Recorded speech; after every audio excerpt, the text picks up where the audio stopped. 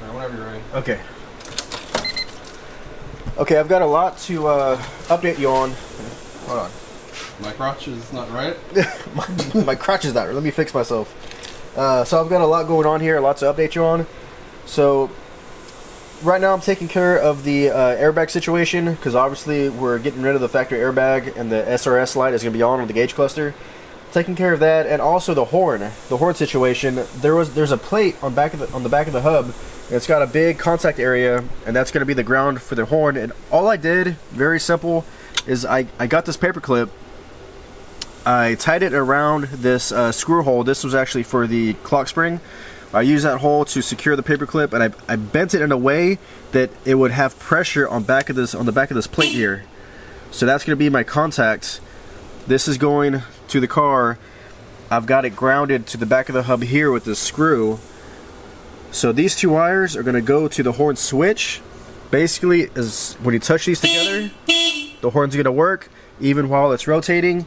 And all the switch on the steering wheel does is it just closes the circuit between this ground here, and it's gonna make the horn work. Okay, but now let me show you how I took care of the SRS airbag situation. These are the two wires for the airbag, green and yellow.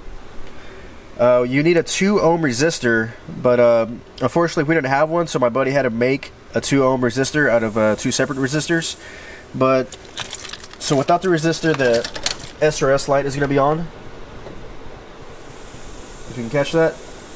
So to take care of that, let me show you real quick how easy it is.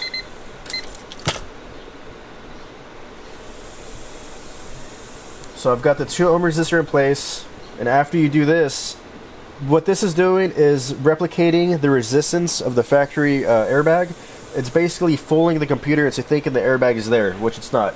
So once the resistor is in place, this is like the service plug that plugs into the fuse box under the dash. It's really easy to get to. I didn't have to take anything out of the way. It's basically on the top right corner of the fuse block. So you short it out.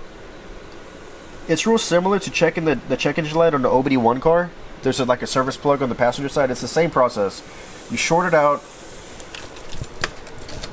You turn the key forward, and you wait for the light to turn off.